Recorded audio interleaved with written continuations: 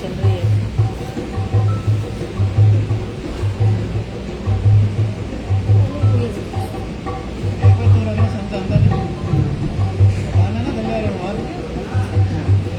पर क्यों चालू चाचा बस शुरू हो गई ना। अच्छा पानी भी करना ऐसा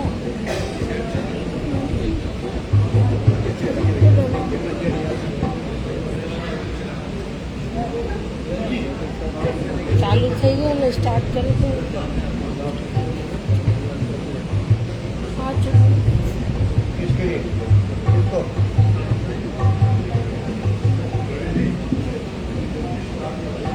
જો તો અહીંયા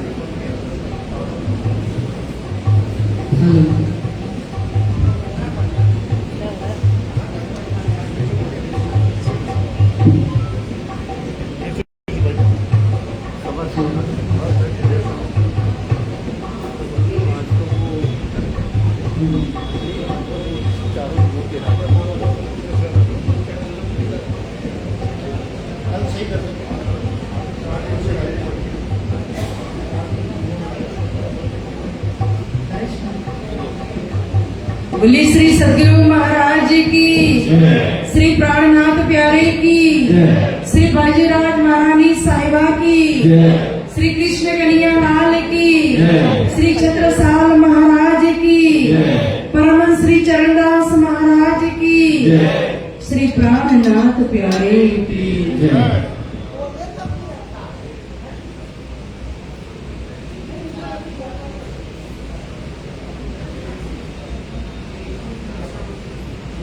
वंदो सतगुरु चरण को, करूं धनी प्रेम प्रणाम। अशुभ हरण मंगल करण श्री देवचंद्र जी नाम। श्री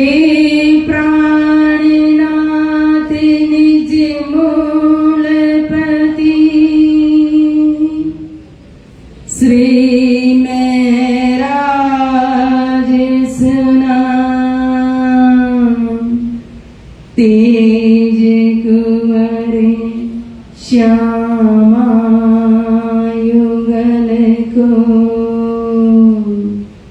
पल पल करो प्रणाम। प्रथम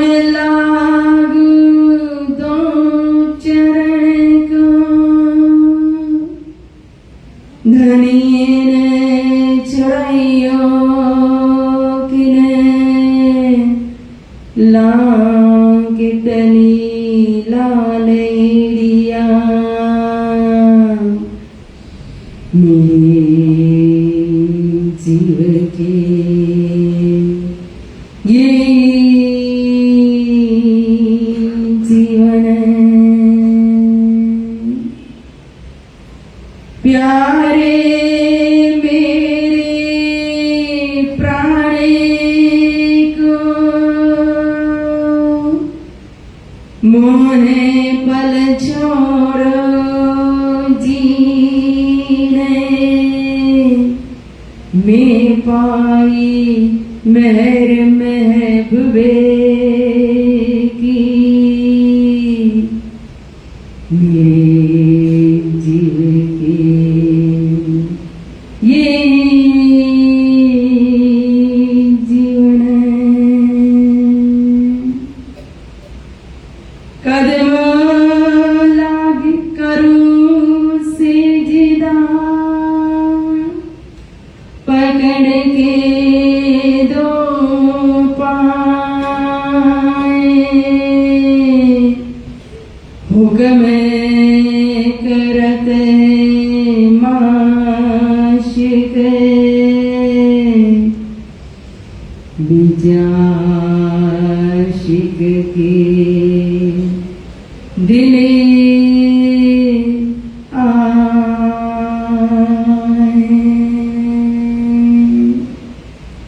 बिजाशिक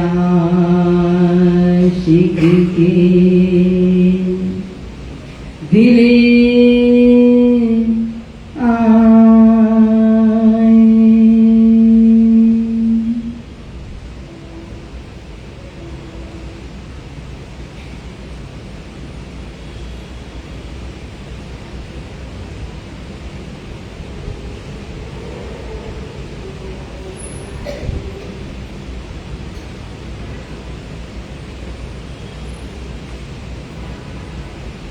धाम धनी अक्षरार्थी श्री दास श्री ठाकुराणी जी, श्री कृष्ण प्रणामी मंदिर जयपुर की यह दिव्य धरती और बीतक कथा का ये मास, ऐसे तो ये श्रावण मास और आषाढ़ मास कहो तो धार्मिक मास ही माना जाता है। सनातन धर्म के अंदर जो परवाई है, जो प्रणामी नहीं है, वो भी इस मास के अंदर विशेष कथा श्रवण करते हैं। चाहे श्रीमद् भागवत की कथा हो, चाहे पुराणों की कथा हो, चाहे रामायण की कथा हो। तो आदर्श नगर का ये प्रणामी मंदिर आके हमारे कहो प्रधान श्री सम्मान्य श्री ललित भगत जी, पुजारी जी महाराज, समस्त सुंदर साथ जी, आप सभी को प्रेम प्रणाम। प्यारे सुंदर साथ जी, हमारे निजानंद संप्रदाय श्री कृष्ण प्रणामी धर्म की यह परंपरा है और यह परंपरा कहो तो विक्रम संवत 1751 से ही चल रही है। इस मास में विशेष करके हम बीतक कथा अपनी जागनी लीला का श्रवण करते हैं और बीतक शब्द भी कहो तो श्रीमुख वाणी के अंदर से ही आया हुआ शब्द है ना। हमारा बीतकनी बीत, तो बीतक मतलब कोई यहां कहो तो राजा महाराजों की कहानियां नहीं सुना रहे हैं, यहां कोई इतिहास नहीं है। यह बीतक के अंदर स्वयं, जैसे हरिद्वार के अंदर जब निष्कलंक बुद्ध अवतार महामती श्री प्राणनाथ जी पहुंचे तो जितने भी हिंदू जगत के अंदर जो अलग अलग मत धाराओं को, संप्रदाय को मानने वाले जितने भी मत थे, उनके आचार्य थे, उनके लिए संप्रदाय क्या था? नया संप्रदाय था, नई पद्धति, नया मार्ग नहीं रहा। लेकिन आज भी देखो इतना प्रचार प्रसार है, लेकिन फिर भी कितने हैं जो निजानंद संप्रदाय को जानते भी नहीं। तो इस निजानंद संप्रदाय का संपूर्ण परिचय कहो, पहचान हमें बीतक कथा से मिलती है कि किस तरह से निजानंद स्वामी धनी श्री देवचंद्र जी महाराज ने इस निजानंद संप्रदाय की स्थापना की है। महामती श्री प्राणनाथ जी ने किस तरह से कहो तो प्रचार प्रसार किया, जागनी लीला की, और बीतक के माध्यम से ही ये दोनों स्वरूप सदगुरु महाराज और महामती श्री प्राणनाथ जी, उनकी भी संपूर्ण पहचान इसके अंदर छिपी हुई है। क्योंकि जैसे द्वापर के अंदर, ब्रज के अंदर देखो तो श्री कृष्ण तो स्वयं आवेश नहीं तन धारण किया हुआ था, लेकिन फिर भी सभी पहचान कर नहीं पाते थे। क्यों? शरीर को देखते थे। अंदर की शक्ति जो थी, परमात्मा श्री कृष्ण की शक्ति, उस शक्ति को न देखने के कारण ब्रह्म स्वरूप में श्री कृष्ण की पहचान नहीं कर पाए।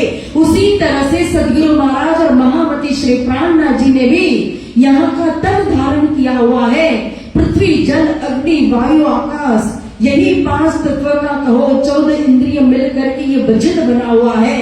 दिवापी राजा का और मरु राजा का जो जीव है, उन्होंने जो शरीर धारण किया हुआ है, श्री देवचंद्र जी और श्री महाराज ठाकुर का, उन्हीं के अंदर तो स्वयं अक्षरातीत का आवेश विराजमान होकर के, श्री धनी जी का जोश विराजमान होकर के स्वयं जागनी ब्रह्मांड के अंदर 120 वर्ष की जागनी लीला की हुई है।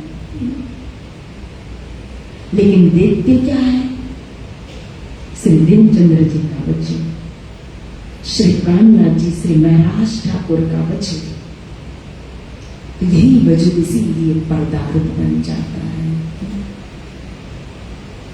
तो वितक पहचान कराती है कि उस देवापी राजा के जीव ने किस प्रकार से कश्मी करके अपने शरीर को भी दिव्य बना दिया था, जिसके अंदर स्वयं श्री श्यामा जी राज्य का आवेश लेकर के और साथ में अक्षर भगवान की बुद्धि, हुक्म, सब लोग सब कुछ लेकर के लीला कर रहे थे।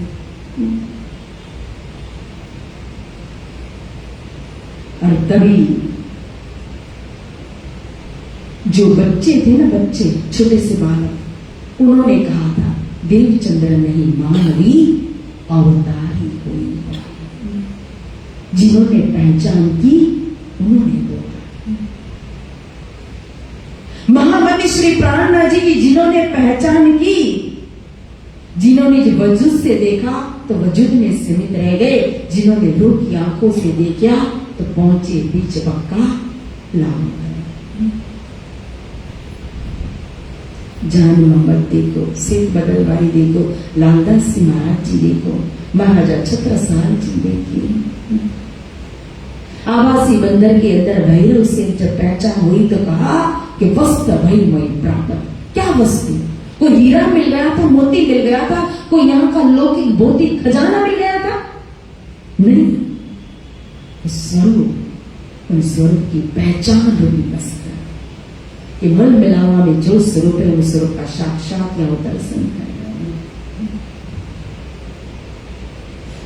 इसीलिए मैं कहती हूं कि हमारे दोनों स्वरूप की और साथ साथ में जो अमलावती की वासना को जागनी ब्रह्मांड के अंदर से श्यामा स्वरूपा की शक्ति प्रदान हुई और श्यामा स्वरूपा बनी, वो स्वयं श्यामा स्वरूपा श्री बाईजूराज जो त्याग की मूर्ति है, स्वयं प्रेम का स्वरूप है, सेवा की साक्षात मूर्ति है, उनकी पहचान भी इस वितक के माध्यम से ही होती है।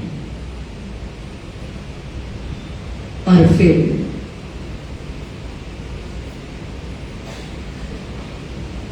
यहां श्री वितक साहिब के अंदर 3 स्वरूप की वितक का वर्णन आता है और 3 स्वरूप के वितक में अलग अलग कई मत भी हैं, लेकिन देखा जाए तारतम्य की दृष्टि से तो जागनी ब्रह्मांड के अंदर मुख्य हमारे 3 स्वरूप जैसे बसरी, मलकी और हक्की। लेकिन बसरी स्वरूप जब आए तो उस समय में रूहे जाहिर में तन धारण किया नहीं था, हुक्म के अंदर थी। कहां थी? जैसे यहां जागनी ब्रह्मांड के अंदर अलग अलग जाति के अंदर, अलग अलग वर्ण के अंदर, अलग अलग तन के अंदर उन्होंने आकर के तन धारण किया, उसी तरह से मोहम्मद साहब के समय में कहो तो 12,000 ब्रह्म सृष्टि कहां थी? हुक्म के अंदर थी। जाहिर में तन धारण नहीं किया था, ब्रज में गोपिया के रूप में थी, रास में भी थी, युगमा का तन धारण किया था, जागनी ब्रह्मांड में भी तन धारण किया, लेकिन उस समय में रूहे नहीं थी, तो लीला कैसे होगी? तभी जब आगे वितक का जब वर्णन होता है तब कहा कि सैया चौथे दिन की करो विचार। सीधा लालदास सिंह महाराज जी ने मां कारण से वितक का शुभारंभ करके कौन सा दिन पकड़ाया? जागनी लीला की जो 4, 5 और 6 दिन है ना, तो उसमें सीधे चौथे दिन की लीला पकड़ाई कि सैया चौथे दिन की करो विचार। इसीलिए हादी, मेहदी और इमाम की भी तक कहा है, देखो। और हादी यानी कि हिदायत करने वाले, जो भी ज्ञान देते हैं, मार्गदर्शन करते, हिदायत करते हैं, उसको हादी कहते हैं। तो यह हादी के अंदर सदगुरु महाराज के अंदर मैंने पहले भी कहा कि 5 शक्ति थी। श्री धनी जी का जोश, आत्म दोले, नूर, हुक्म और मूल वतन की बुद्धि। लेकिन विशेष कार्य किसका था? हादी की लीला की विशेष, मेहंदी और इमाम की लीला छिपी हुई थी। कोई कोई जगह पर है उनका कार्य, जैसे ब्रज के अंदर अक्षरातीत परमात्मा स्वयं आकर के श्री कृष्ण लीला कर रहे हैं। तीनों शक्ति थी ना, परमधाम की शक्ति भी थी, गोलक की शक्ति भी थी और वैकुंठ की शक्ति भी थी। लेकिन जब गोलक की शक्ति को जब जरूरत पड़ती थी तब प्रकट होकर के वो कार्य करती थी अपना। जब वैकुंठ की शक्ति का कार्य आता था तब वो प्रकट होकर के, पुतना का वध हुआ तो वैकुंठ की शक्ति आकर के प्रकट होकर के वो शक्ति कार्य कर रही है। लेकिन विशेष लीला किसकी थी? अक्षरातीत की शक्ति। 11 वर्ष उसी तरह से यह हारी स्वयं सतगुरु महाराज चौथे दिन की लीला, मेहंदी भी है, इमाम भी है अंदर, लेकिन लीला विशेष हादी की है चौथे दिन। और उसी तरह से 5वें दिन की लीला मेहंदी की लीला है, लेकिन मेहंदी हादी और इमाम के अंदर छिपी हुई शक्ति है। क्योंकि मेहंदी यहां किसको कहा? हरिद्वार के अंदर निष्कलंक बुद्ध अवतार के रूप में जाहिर होने वाला कौन था? जाहिर में तो महामती श्री प्राणनाथ जी थे, लेकिन अंग मारे संग पामी में दीदू तारतम बल, वो तारतम किसको दिया गया था?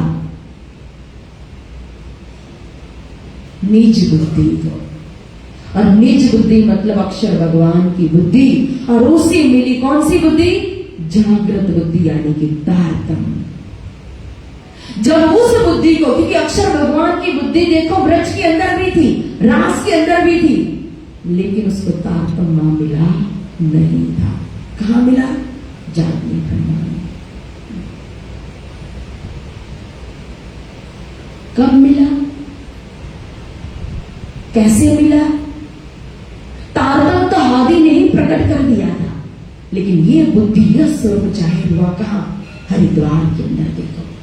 और इसीलिए जब ये बुद्धि जाहिर हुई, जागृत बुद्धि जब इस संसार के अंदर आई ना, तो कहा कि एते दिन त्रिलोक में होती जो बुद्ध सुबना, सो बुद्ध जी बुद्ध जागृत ने प्रकटी हुई न।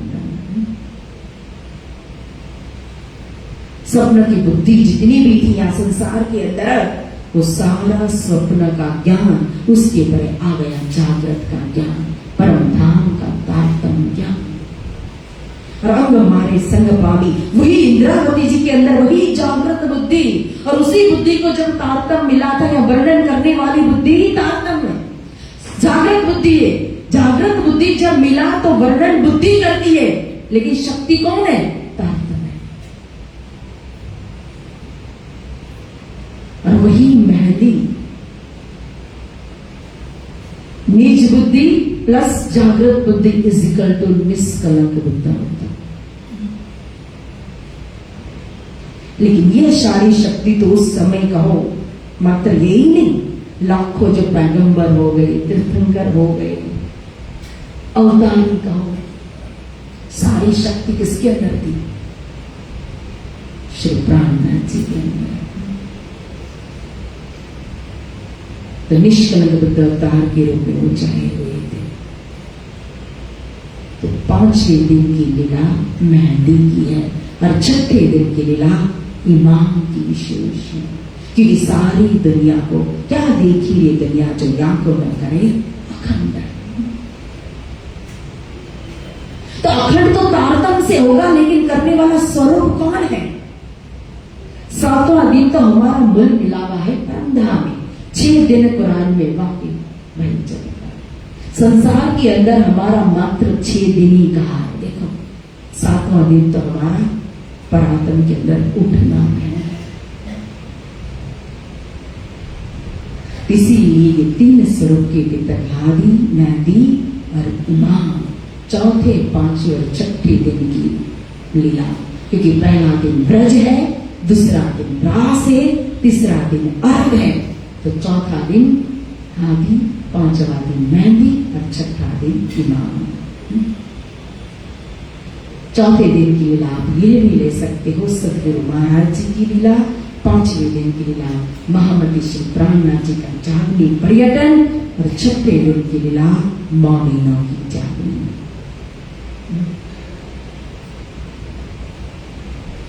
इस तरह से 5 स्वरूप और 6 दिन की लीला का वर्णन कहाँ होता है? इस वितक कथा के अंदर है। और फिर आप देखो, जो भगवान विष्णु इस धरती के ऊपर अवतार लेते हैं, तो सतयुग के अंदर भी मुख्य अवतार आया नरसिंह अवतार, उसका वर्णन भी होता है, कथा भी सभी सुनते हैं उनकी। त्रेता युग के अंदर मुख्य अवतार आया का कौन सा? भगवान रामा अवतार, उनकी कथा भी दुनिया सुनती है। और द्वापर युग के अंदर का मुख्य अवतार कौन सा है? कृष्ण अवतार, उनकी कथा भी सुनते हैं। तो फिर कलयुग के अंदर का मुख्य अवतार कौन सा? 24 अवतार मध्य कलयुग के अंदर का मुख्य अवतार कौन सा? बुद्ध काल की। तो वही बुद्ध काल की अवतार की लीला का वर्णन तो वितक साहिब के अंदर है। वितक तो बहुत सारी है, परमहंसों ने अपने अपने भाव रख करके इतनी सारी वितक की, मुझे लगता है 30 या 30 से भी ज्यादा वितक होगी अभी।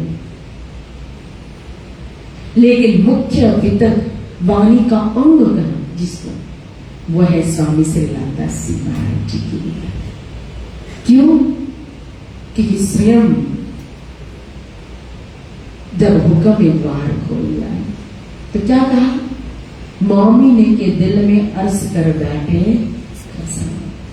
तो लालदास जी महाराज जी के दिल में स्वयं बैठ करके हुक्म इस वितक की रचना करवाई है, स्वयं महामती ने ही की है। और इसीलिए सबसे प्रथम वितक भी कहो और वाणी का अंग रूप जो वितक है ना, वो स्वयं स्वामी श्री लालदास जी महाराज जी की वितक है। और वही वितक की परंपरा 400 साल से कहो निजानंद संप्रदाय के अंदर चल रही है। यही कथा, यही जागनी लीला, अपनी लीला को हम सुनते हैं और सुनना ही चाहिए। कैसे? कैसे सुनना चाहिए?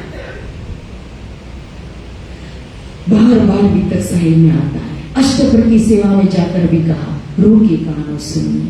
आगे प्रथम प्रकरण में भी सावधान कर रहे हैं ना, श्री महामते कहे सात जी शास्त्र कहियो कर। आगे अपनी वितक किसकी कहा?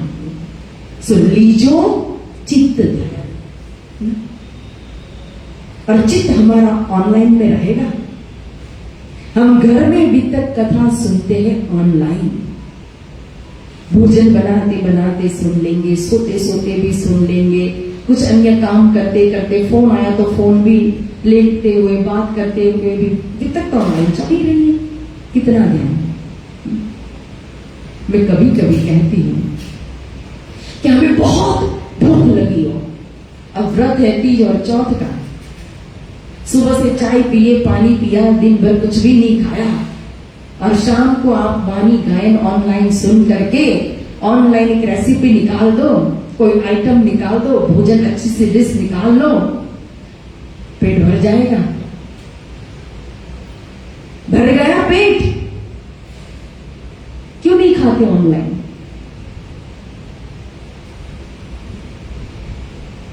मात्र वहां से हमें प्रेरणा मिलती है, बनाने की रेसिपी मिलती है।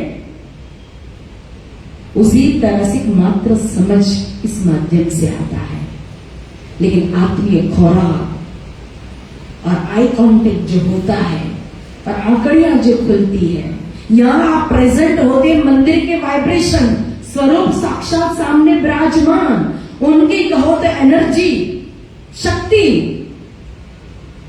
और हमारा 1.5 घंटे का समय हो, 1 घंटे का समय, तो पूरी तरह से हमारी सारी इंद्रियां किसमें लगती है? इसी में। तो फायदा 100% अगर हमें फल मिलता है ना, तो वो ऑनलाइन में नहीं, स्वयं बैठ करके प्रेजेंट होकर के सुनने में मिलता है। ये तो कोविड से आदत पड़ गई हमें ऑनलाइन की। उस समय की परिस्थिति अलग थी तो ऑनलाइन सही था, लेकिन सुबह से ऑनलाइन चलता है और रात को 12 बजे तक एक के बाद किसकी कैपेसिटी होती है सुनने की, समझने की? एक फॉर्मेलिटी होती है। देखो, एक कॉलेज के अंदर लेक्चर होता है ना, कोई स्पीच हम सुनते हैं ना, तो हमारी कैपेसिटी कितनी होती है ग्रहण करने की? कितना समय तक हम ग्रहण कर सकते हैं? 45 मिनट के बाद और लेक्चर भी ब्रेक किया जाता है, फिर कहो तो प्रोफेसर भी बदल जाता है, सब्जेक्ट भी बदल जाता है, थोड़ा बीच में ब्रेक भी हो जाता है। क्यों? क्योंकि हमारी लेने की क्षमता जो है ना, एक लिमिटेड है। तो इसीलिए 1 घंटा सुने, 2 घंटा सुने, कम सुने, लेकिन पूरी तरह से एकाग्र होकर के और समझ और चिंतन के साथ। मात्र परंपरा को नहीं निभाना है या फॉर्मेलिटी नहीं, व्यवहार नहीं। मैंने कल एक सिंपल सा प्रश्न रखा था ना कि श्यामा जी का दिन कौन सा है? सबने क्या कहा? शुक्रवार। और हम बीतक कथा कितने सालों से सुन रहे हैं? कितनी बार पढ़ी होगी, कितनी बार सुनी, यहां तक कि मुझे लगता है कि हर वक्ता बन गए, कोई भी कर भी सकता है अभी तक। आज ऑनलाइन में देखो, प्रचारकों की कमी नहीं है, आज तो श्रोता ढूंढना पड़ता है, वक्ता ढूंढने में कमी नहीं है। क्योंकि सुनाना ही सबको अच्छा लगता है, सुनना किसको अच्छा लगता है? लेकिन 2 शब्द से कहो नहीं। यूट्यूब पर भरमार आपको वक्ता मिलेंगे, सब अलग अलग दिशा में जो चाहे भरमार बोलते हैं। लेकिन वास्तविक बात को छोड़ करके बोलने से क्या फायदा? इसलिए वितक हमारा दर्पण है, जिसमें हम अपने आप को देख सकते हैं कि हम कितने पानी में हैं। जब दर्पण के सामने खड़े हो जाते हैं तो अपना प्रतिबिंब दिखाई देता है। उसी तरह से यहाँ श्री जी, महामती श्री प्राणनाथ जी हर जगह पर पहुंच करके जब सुंदर साथ को जगाते तो हर सुंदर साथ की जागने का प्रकार अलग अलग है। क्यों? क्योंकि सबकी बीमारी अलग है। जागनी सबकी की, लेकिन देखो भैरव सेठ को अलग प्रकार से जगाया, मौजी भाई को अलग प्रकार से जगाया है ना, तो चिंतामणि को अलग प्रकार से। जैसी बीमारी होगी वैसी तो दवा देनी पड़ेगी।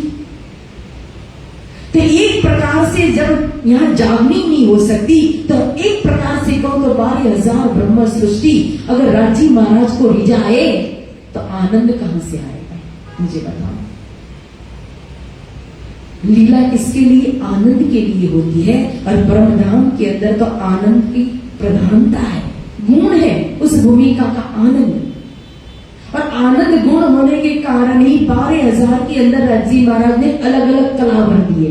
नवरंग बाई के अंदर अलग है, आसबाई के अंदर अलग है, इंद्रावती जी के अंदर अलग कला है ना?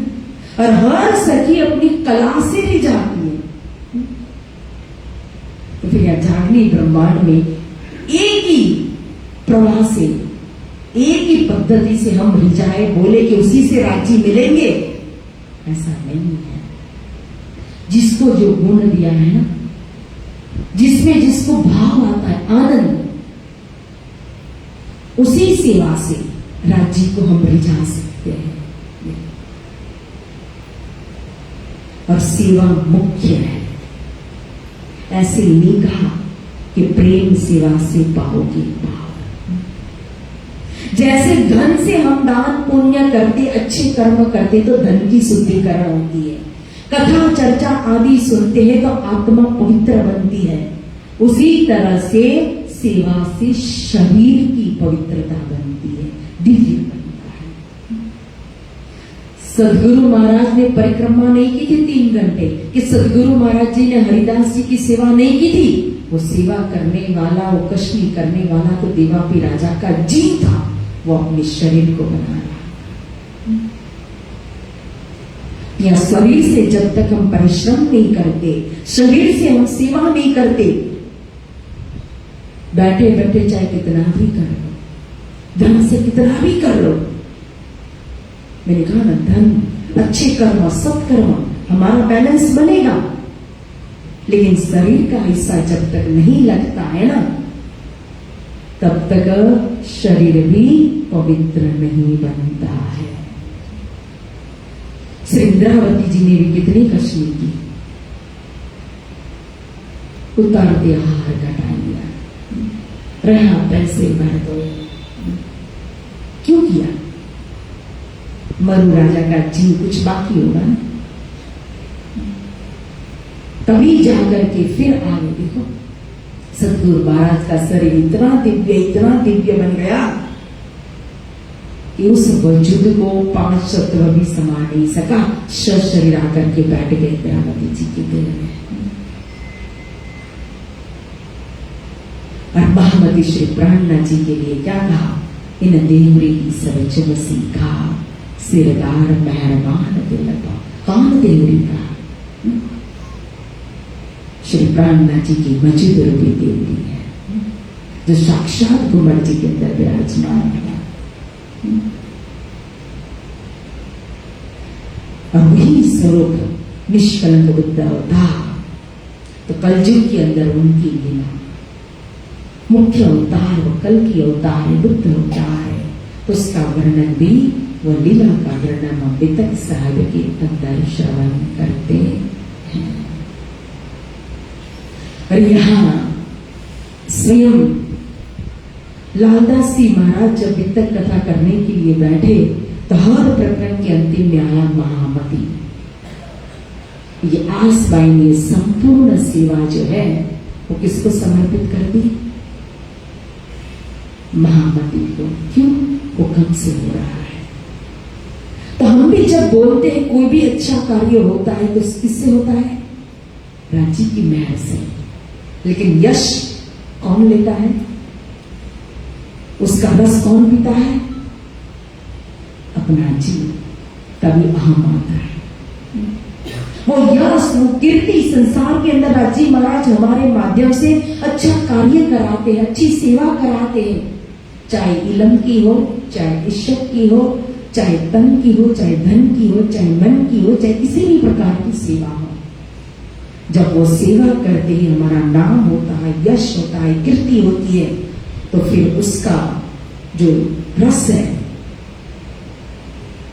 वो समर्पित करने के बदले में जीव उसका रसपान करने लगता है, तो अहंकार आ जाता है, तो मैं खड़ी हो जाती है ना। फिर मैं नहीं किया। बोलने में तो बोलते थे राजी की मेहर से हो रहा है, हुक्म से हो रहा है, लेकिन अंदर दिल से जिस दिन हुआ ना, उस दिन कहो तो कभी भी मैं खड़ी होती नहीं है। उस दिन जीव खड़ा नहीं होता है, जीव मर करके आत्म भाव आ जाता है। उस दिन वाणी के अंदर यह विवेचन आप चिंतन करके देखना कि जीव भी आता है, आत्मा भी आती है, परात्म का भी वर्णन है। तो जीव क्या है, आत्म क्या है, परात्म क्या है? और गीता के अंदर तो प्राण तक भी कह दिया। तो प्राण को अलग करो, जीव को अलग करो, आत्म को अलग करो, परात्म को अलग करके देखो, फिर सब एक ही है, ऐसा नहीं होता। इन सब की अवस्था के हिसाब से कहा है। जीव की अवस्था क्या है? उसके नीचे तो प्राण होता है, वो केजी नर्सरी जो होता है ना, वो प्राण की कैटेगरी आती है। उसके अंदर की जो चेतनता होती है, जैसे सामान्य जीव जंतु प्राणी, तो उसके अंदर का जो चेतन है उसको प्राण कहा जाता है।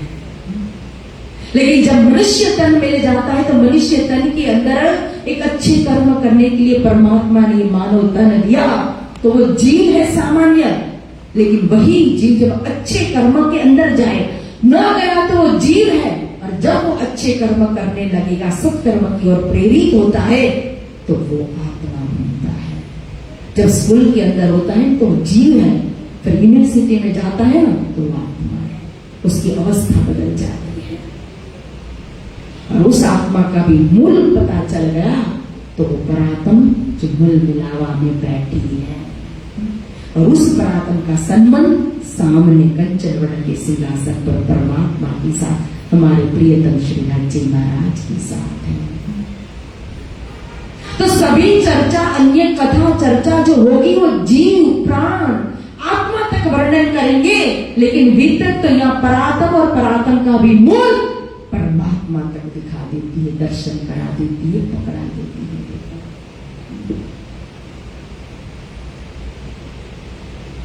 इसलिए तो सामान्य एक राजा महाराजों की कहानियां नहीं है। अगर वो मगज के अंदर दिमाग के अंदर हो तो निकाल दो। या चुटकुले सुनाने के लिए वितक कथा नहीं होती है। घर घर की कहानी, अपनी वितक नहीं, अपनी वितक है, लेकिन कौन सी? जो मौमिनों के साथ जोड़ करके जो मौमिन चले ना, उन्होंने जो किया वो वितक हमारी है। हम यहां जो करें वो वितक नहीं।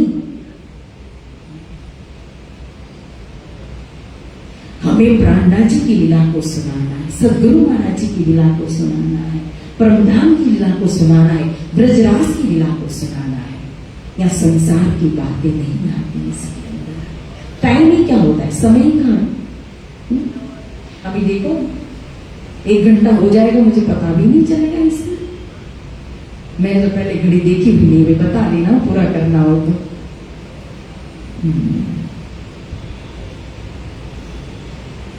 तो प्रथम दिन शुभारंभ हो रहा है हमारे ये जयपुर के अंदर आदर्श नगर बड़े मंदिर श्री कृष्ण प्रणामी, और वितक कथा का शुभारंभ या आसन कहो, या सम्मान कहो, या चंदन कहो, सब लालदास जी महाराज जी को समर्पित है।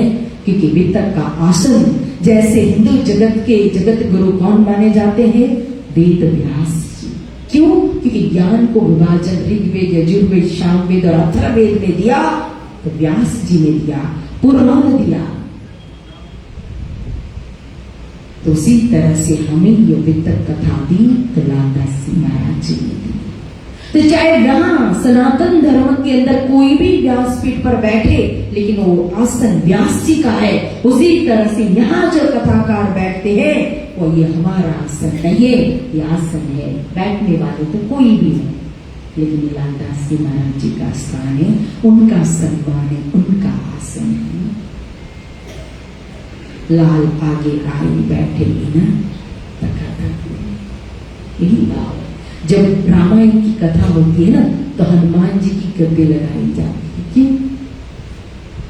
भाव है, और जिस तरह से भाव रखते हैं वैसे होता है। हनुमान जी आकर के सुनते हैं, तो फिर यहाँ भाव है कि लालदास जी महाराज जी का ही आसन, और यही कथा सुना सकते, हमारी कोई ताकत नहीं है। हमारी बुद्धि कितनी स्वप्न की, तो महामती की बुद्धि से ही वर्णन हो सकता है, हमारी स्वप्न की बुद्धि से ही जागने लीला का वर्णन नहीं हो सकता है। तो यह लालदास जी महाराज जी ने वितक कथा का शुभारंभ कहो तो भविष्य पुराण की साक्षी, जो वेद व्यास जी है, उन्होंने 18 पुराण की रचना की, और 18 पुराण मध्ये कहो तो भविष्य पुराण की साक्षी यहाँ रखी हुई है। ऐसे तो परमधाम की साक्षी कहो, निष्कलंक बुद्ध अवतार की साक्षी यत्र तत्र सर्वत्र है, लेकिन विशेष भविष्य को दर्शाने वाला, दर्शन कराने वाला ये भविष्य पुराण है। इसीलिए भविष्य पुराण की साक्षी रखते हुए कह रहे हैं, भविष्य पुराण में राजा कहे जग चारे, वचन है व्यास के ताको करो विचार। भविष्य पुराण के अंदर 4 युग, सतयुग, त्रेता, द्वापर और कलयुग, 4 युगों का नाम वर्णन किया गया है, और 4 युग के राजाओं का नाम भी वर्णन है। तो यहाँ लालदास जी महाराज कहते हैं, वचन जो है व्यास के ताको करो विचार। तो कौन से वचन पर विचार करने के लिए कह रहे हैं? हमें लगता है कि अरे 4 युग जो है, और ये 4 युग के राजाओं का नाम, ये वर्णन, ये किस लिए रखा गया है? इनको सुन करके, पढ़ करके क्या मिलेगा? लेकिन एक एक शब्द हमारे वितक साहिब के अंदर आया तो वो महत्वपूर्ण बन गया। हमारी दृष्टि नहीं पहुंच सकती, वहां तारतम पहुंचता है। हमारी तो छोड़ दो, जहां सूर्य भी नहीं पहुंच सकता वहां तारतम की रोशनी पहुंचती है। तो कुछ तो कारण होगा यार 4 युग का वर्णन करना, 4 युग के राजाओं का नाम यहां लिखना, किस लिए वर्णन किया? फिर आप देखो, या राजा भी कहा गया तो किसको कहा गया है? अब सतयुग का मतलब वर्णन किया तो सतयुग के अंदर कहा कि 17 राजा सतयुग में, और सतयुग की आयु कितनी? 17,28,000 बरस आयुष्य कई सतयुग की। तो क्या 17 राजा ही हुए होंगे सतयुग में? तो एक राजा की आयु कितनी? विचारने का सवाल है ना। मतलब कि सबको यहां राजा के रूप में लिया नहीं है, तो फिर लिया तो किसको लिया?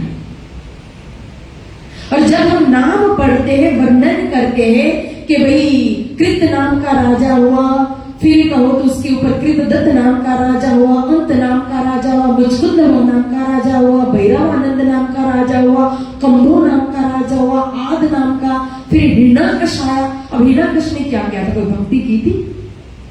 लेकिन नरसिंह अवतार को प्रकट करने वाला हिरण्यकश था। तो इसीलिए अत्याचार में हिरण्यकश का नाम आया। फिर उसके पुत्र प्रहलाद, तो प्रहलाद का नाम आया भक्ति मार्ग के अंदर, क्योंकि बचपन में 5 साल में भगवान के दर्शन करने वाले, प्रकट करने वाले कौन थे? एक ध्रुव जी थे, नारद जी थे, और तीसरे ये प्रहलाद जी ने। फिर उसके ऊपर बलि लोचन नाम के राजे हुआ, बलभोगत नाम के राजा हुए, फिर लोचन बलि नाम के हुए, बानासुर हुए, कपिलाक्ष हुए, कपिल भद्र हुए, जरासरी हुए।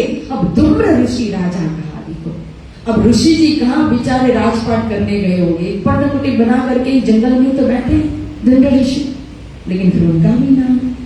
और ये 17 राजा सतयुग के, अब कहो त्रेता के 29 नाम भरे गए।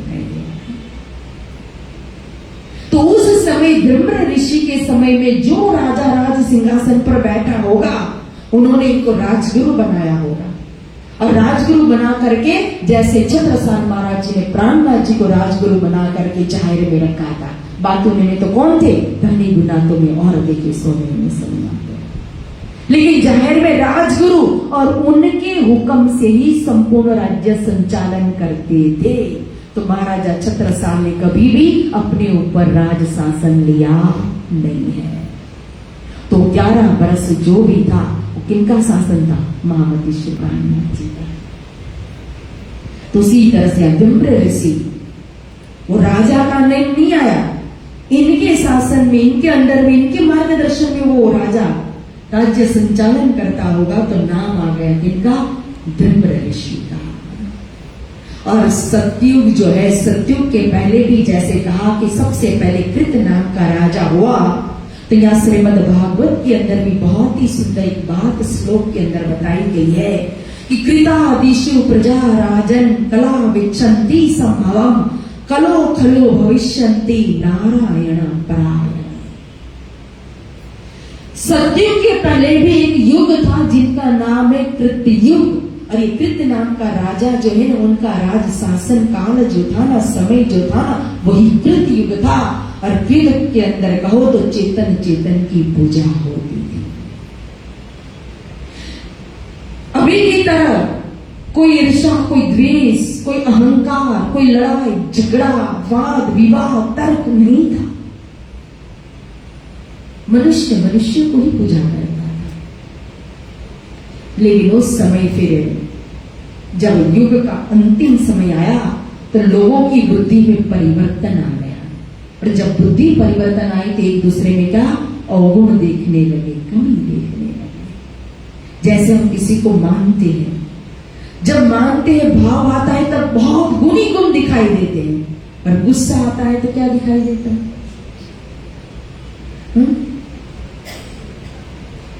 फिर अवगुण ही अवगुण दिखाई देता है ना। क्यों? हमारी बुद्धि परिवर्तन, और बुद्धि हमारे भाव को परिवर्तन करती है। देखो, अच्छा बुरा दिखाने वाला मन है, और मन को कहो, मन ने बुद्धि का सपोर्ट नहीं लिया ना, तभी मन वश में होकर के फिर अवगुण करता है, गलत मार्ग पर ले जाता है, तब मन की हारे हार हो जाता है। क्योंकि बुद्धि तो दोनों प्रकार का विवेचन करके देती है, अच्छा भी बुरा भी। अब अच्छे को पकड़ना है कि बुरे को पकड़ना है, वो फिर क्या करेगा? मन करेगा। और अच्छे को पकड़ करके फॉलो किया तो मन ही करावे सत्य साहेब, सत्य की साहेबी दे देगा मन। अब मन के ऊपर तो कितने घंटे बोले। अब 1 महीना सुनना ही है। आज तो ललित जी को फिर देरी हो रही होगी, तो अभी धड़कन ऐसे ऐसे हो रही होगी कब महाराज जी कथा पूरी कर रहे हैं। नहीं, लेकिन इसीलिए मैंने राजा का नाम भी शॉर्ट में ले लिया है। तो कहने का भाव है कि यहाँ कहा कि नारायण से आगे क्या कहा, भविष्य दे रहे श्लोक के अंदर श्रीमद् भागवत के अंदर चौथा जो स्कंद है, उस चौथे स्कंद के अंदर इस श्लोक का वर्णन है, जिसके अंदर कहा कि नारायण परायण, कलयुग के अंदर नारायण से भी जो परे है, जो परमात्मा है, वो परमात्मा स्वयं इस धरती के ऊपर प्रकट होकर के लीला करेंगे। उस स्वरूप को पकड़ाना है, और उस स्वरूप को अब डायरेक्ट अब निष्कल्प बुद्ध अवतार की लीला का वर्णन या लालदास जी महाराज कर देते तो कोई कैसे समझता। तो पहले क्या युग से प्रारंभ किया कि वो स्वरूप किस युग में आएंगे और किस राजा के शासन में आएंगे, क्योंकि भविष्य दर्शा रहे ना। तो सत्युग में नहीं वो निष्कल्प बुद्ध अवतार परमात्मा का होगा, न त्रेता में होगा, न द्वापर में होगा। कब होगा? कलयुग में। इसलिए सत्युग से वर्णन करते करते गए। तो सत्युग में 17 राजाओं का नाम वर्णन किया, फिर उसके ऊपर कहो तो त्रेता युग आया, और त्रेता युग में 29 राजाओं का नाम वर्णन किया, जिसमें ब्रह्मा नाम के हुए राजा, मारीच हुए, फिर कश्यप नाम के राजा हुए, सूरज नाम के, तवचत्र नाम के राजा, अक्षयभा नाम के राजा हुए, फिर उसके ऊपर अर्णभा नाम के राजा हुए, विश्वामित्र नाम के राजा हुए। और विश्वामित्र देखो राजा थे, लेकिन फिर भी राजा के रूप में उनका नाम राजा के रूप में यहाँ नहीं आया है। कहने का भाव एक क्षत्रिय राजा थे, लेकिन जब ब्रह्म मुनि जो थे वशिष्ठ ऋषि, और वशिष्ठ ऋषि से उनका अहंकार टकराया, तो उन्होंने इतनी घोर तपस्या की ब्रह्म ऋषि बनने के, फिर भी परास्त नहीं कर सके थे वशिष्ठ ऋषि को, तो और जाकर के तपस्या की, तब जाकर के गायत्री देवी को प्रसन्न किया, प्रकट किया, और गायत्री मंत्र आया था। और गायत्री मंत्र का लक्ष्य स्वर्ग है, उससे ज्यादा है। तो यहाँ विश्वामित्र का नाम आता है। फिर मेनका से भी परास्त हुए, उसके बाद जब उन्होंने तपस्या की ना, उस तपस्या से वो ब्रह्म ऋषि बने थे। तो इसीलिए राजा के रूप में उनका नाम वर्णन किया गया, जो राजा हरिश्चंद्र की भी परीक्षा देने वाले थे, विश्वामित्र। फिर महामंत्र नाम के राजा हुए, चिमन नाम के राजा हुए, फिर भद्र उद्वल नाम के राजा हुए, त्रिशंख नाम के राजा हुए। ये सूर्यवंशी राजा है, जहां भगवान राम का अवतार होता है। यह त्रिशंख नाम के बाद हरिश्चंद्र नाम के राजा हुए। देखो इनकी परीक्षा ली थी विश्वामित्र ने। फिर उनका अब हरिश्चंद्र नाम के राजा, तो उनका नाम किसके लिए वर्णन किया गया? सत्य में, क्योंकि उन्होंने राजपाट छोड़ दिया, पत्नी का परित्याग हो गया, पुत्र मृत्यु लोक में चला गया, लेकिन फिर भी सत्य नहीं छोड़ा था, सत्य को ही धर्म बनाया था। इसलिए सत्यवादी में आज भी प्रसिद्ध है राजा हरिश्चंद्र। फिर उनके बाद उनका पुत्र रोहिताश, फिर मानधाता नाम के राजा, फिर आए सगर नाम के राजा, और फिर आसामित्र। उसके बाद फिर सूर्यवंशी में हुए भगीरथ नाम के राजा, फिर दिलीप नाम के राजा। अब भगीरथ राजा ने क्या किया था? गंगा देवी को प्रकट किया था। यहाँ इस जो राजा सगर और उनके जो पुत्र थे, उन पुत्रों को कपिल मुनि ने श्राप दिया था, सारे पुत्र को भस्म कर दिया था। तो उन पुत्रों की मुक्ति के लिए तपस्या की थी, और भगीरथ राजा ने फिर गंगा देवी को प्रकट करके वरदान देने वाले थे ब्रह्मा जी, लेकिन मुक्ति के लिए प्रकट कौन हो गई? पानी के रूप में स्वयं गंगा यहाँ प्रकट हो गई थी। तो गंगा को प्रकट करने वाले भगीरथ राजा था, इसीलिए उनका नाम आया। फिर दिलीप नाम का राजा हुए, फिर रघु नाम के, फिर अज नाम के, फिर दशरथ नाम के राजा हुए, और उन्हीं के समय में फिर अवतार होता है भगवान विष्णु का, मर्यादा पुरुषोत्तम भगवान राम प्रकट हुए। फिर उनके पुत्र लव आए, फिर अंतमान नाम के राजा हुए, कई लखी नाम के राजा हुए, फिर बबरवान हुए, सुदर्शन नाम के राजा हुए, अग्निवरण आए। ये 29 त्रेता मिने भये राजा उपरा धरना। अब 12,96,000 बरस है इस युग की, त्रेता युग की आयु। उसमें हुए मात्र कितने? 29 राजा। क्यों? क्योंकि यही सारे भारत के अंदर प्रसिद्ध थे किसी न किसी रूप में, इसलिए लालदास सिंह महाराज जी ने उनका नाम यहाँ लिखा है।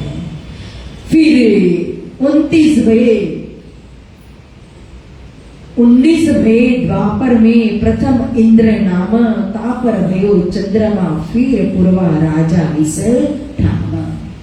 अब यहाँ कहो तो द्वापर युग के अंदर 19 राजा हुए, 8,64,000 बरस इसकी आयु है इस युग की।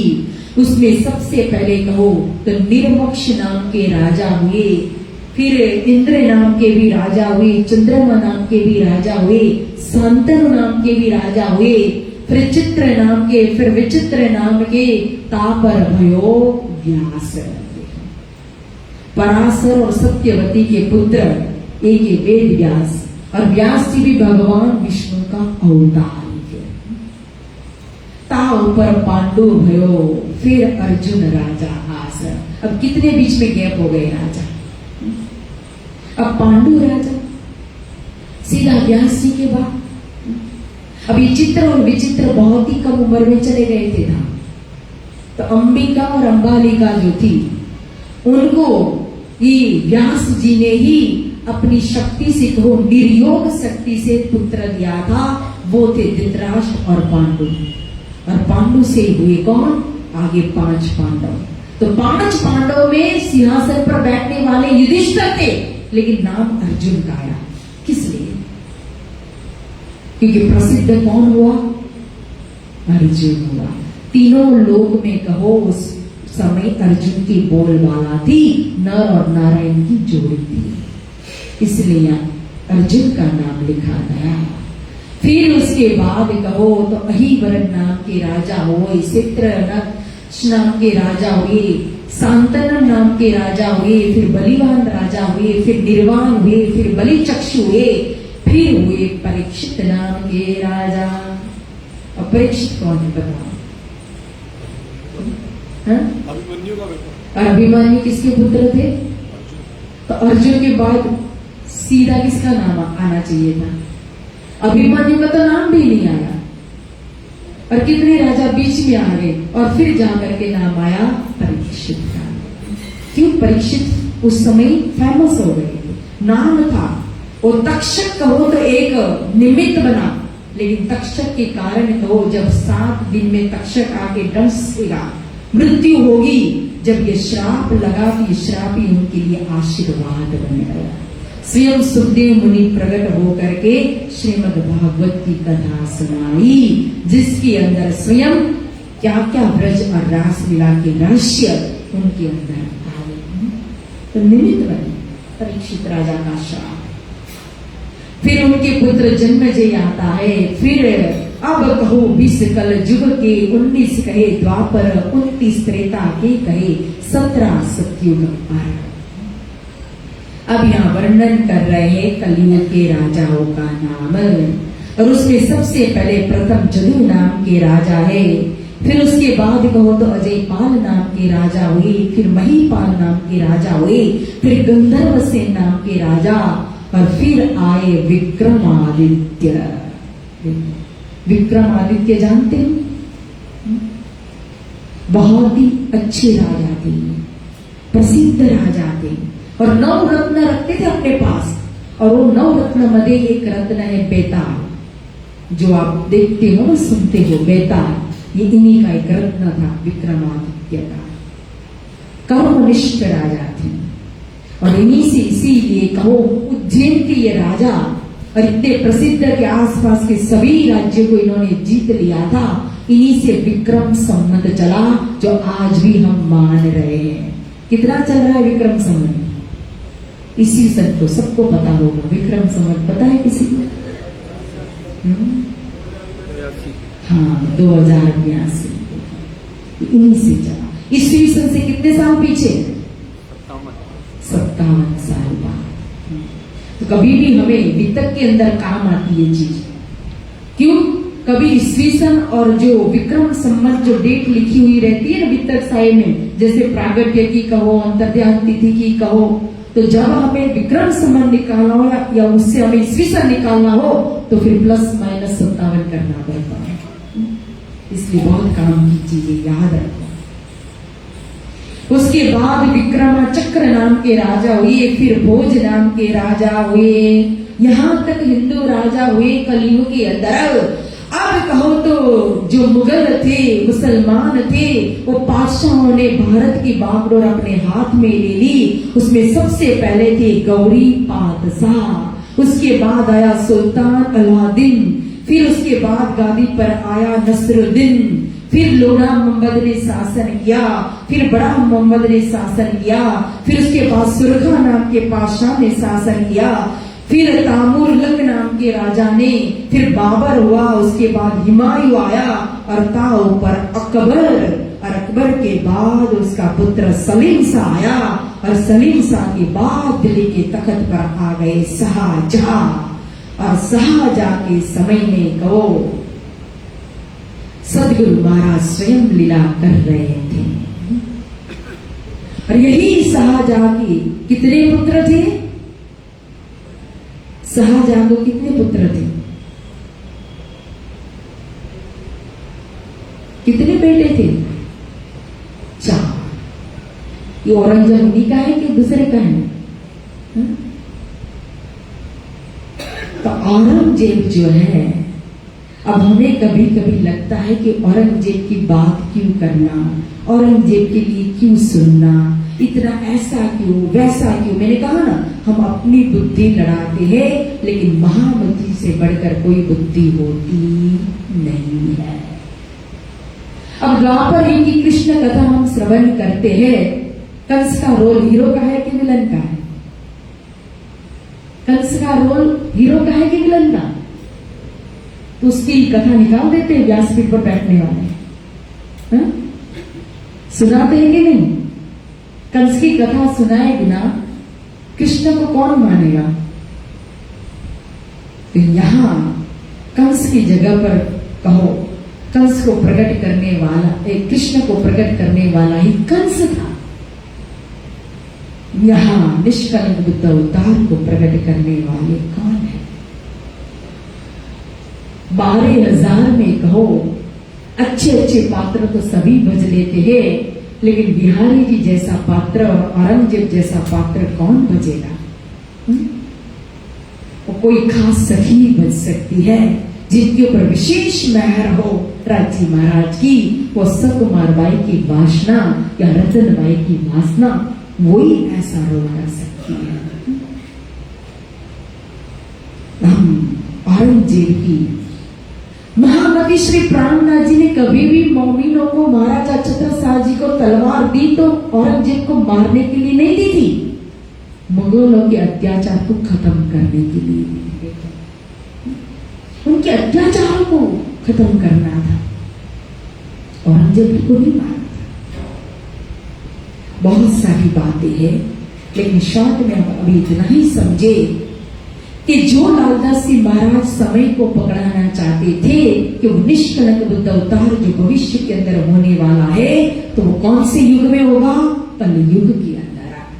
अब कलयुग के अंदर यहां तक वर्णन किया, बादशाह औरंगजेब दिल्ली के तख्त पर आ गया, वो सुन्ने इस्लाम में था, अत्याचार करता था, पापाचार था, दुराचार था, चारों ओर कहो तो हाहाकार मचा दिया था।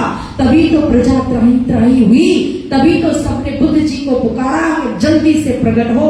वाणी के अंदर कितने प्रकरण हैं, और तभी कहो तो फिर आगे अवतार होएगा बुद्ध कल की इस ठाम कह दिया। बोलो श्री कलयुग के अंदर या समय को पकड़ा करके बादशाह औरंगजेब के शासन में होगा वो अवतार, सीधा यहां बता दिया समय को पकड़ा करके। देखो जब आगे अवतार होएगा बुद्ध कल की इस ठाम। जब वितक की रचना कभी अवतार हो चुका है, लेकिन जब लीला का वर्णन करने बैठेंगे तो शुभारंभ से ही तो करना पड़ेगा।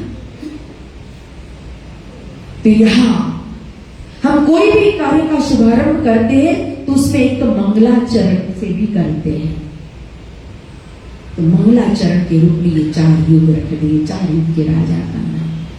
और दूसरा औरंगजेब यहाँ आया, अब कहा आगे अवतार होएगा बुद्ध कल की सठाम। यहां तक हिंदू राजा बोझ तक थे।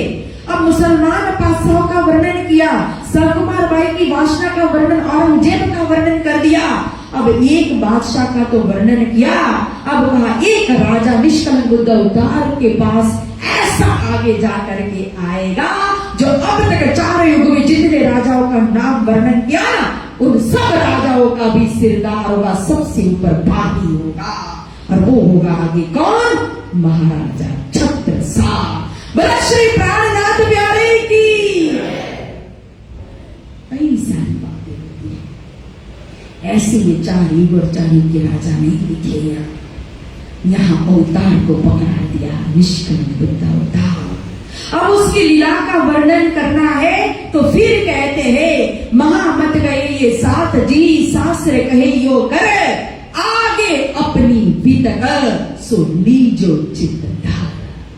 किसकी वितक? सदगुरु की वितक नहीं कहा, हाथी मेंढी मां की वितक नहीं कहा, प्राणनाथ जी की वितक नहीं कहा, छत्रसाल जी की वितक नहीं कहा, मोमिनियों की वितक नहीं कहा। महामती कहते, लादासी कहते हैं आगे अपनी वितक है। किसकी वितक? जे माथे लेचे तेने कौचु बीजामा कर जो दुखा, जो सिर पर लेता उनकी वितक है। निष्कलंक बुद्ध अवतार किसके लिए है? जो माने उसके लिए। परमधाम किसके लिए है? जिनको विश्वास है उसके लिए है। नास्तिक के लिए तो कुछ भी नहीं है। और फिर इसीलिए लीजो चित्त धारण, दिल से ग्रहण करना। देखो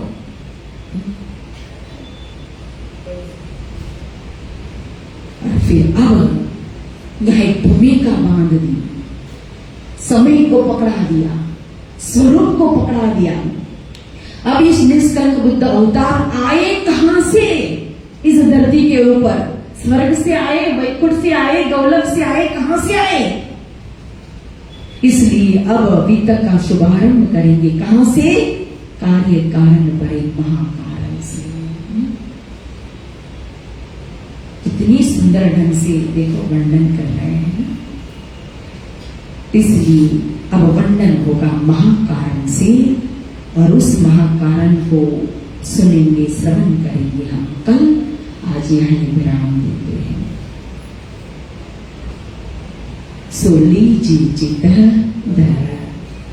श्री मामत कहे ये साथी जी, आगे शास्त्रे कहे यो कर,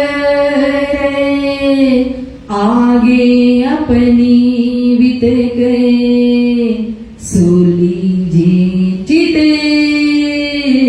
धर, सो लीजिए चित्त धर। बोलो श्री सद्गुरु महाराज की, श्री प्राणनाथ प्यारे की, श्री निष्कलंक बुद्ध अवतार की, श्री बाजीराज महारानी की, कृष्ण कन्हैया लाल की, तीनों परी धाम की, श्री छत्रसाल महाराज की, स्वामी श्री लालदास जी महाराज की, श्री चरणदास महाराज की, बोल बोल पंजे वाले की, तारतम महायज्ञ की, वीतक महायज्ञ की, बोल बोल गुम्मट वाले की, बगले वाले की, प्राणनाथ प्यारे की, प्राणनाथ प्यारे की, प्राणनाथ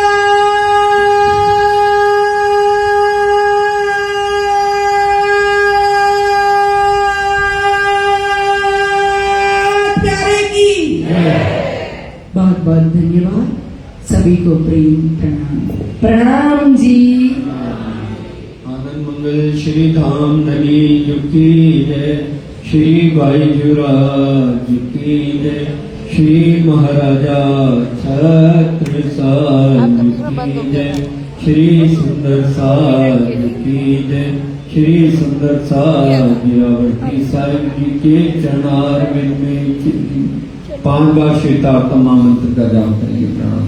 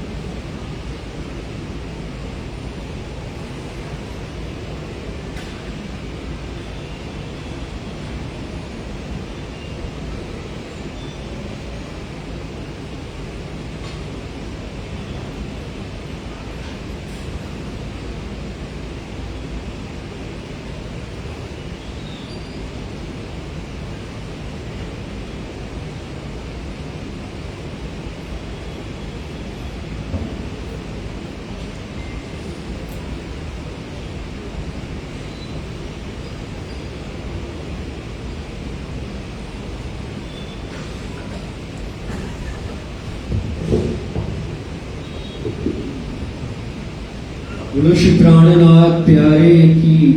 मेरे नैनों में बस जाओ राधे श्यामा, मेरे नैनों में बस जाओ राधे श्यामा, मेरे नैनों में बस जाओ राधे श्यामा, मेरे नैनों में बस जाओ राधे श्यामा, मेरे नैनों में बस जाओ राधे।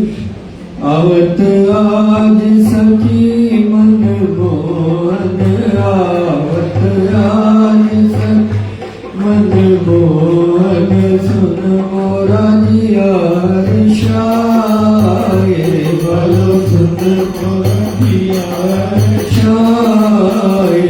अब तोरण मन बने भवन में, तोरण मन बने भवन में, मोतियन चौक पुराए, बोलो मोतियन चौक पुराए।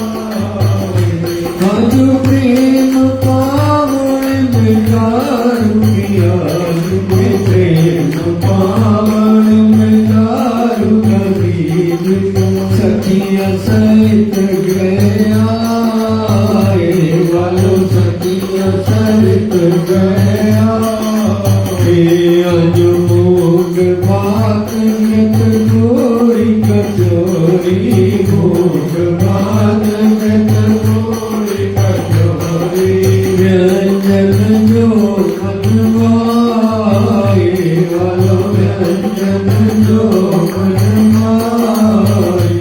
आज पीवत जुगल पूरी सुख पावत, जीवशि सच्चिदानंद सुख पावत, जीवशि पूर्णानंद सुख पावत, जीवशि स्वरूप सुख पावत। श्री यमुना जल अथवाए, वालो यमुना जल अथवाए। अजुले बीड़ी पिया से पधारे,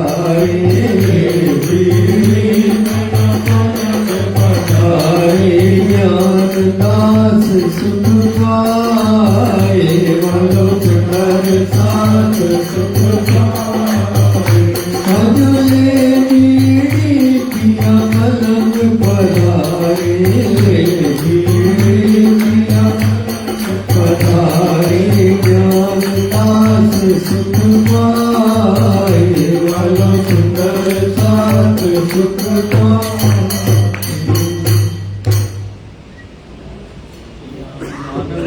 श्री राम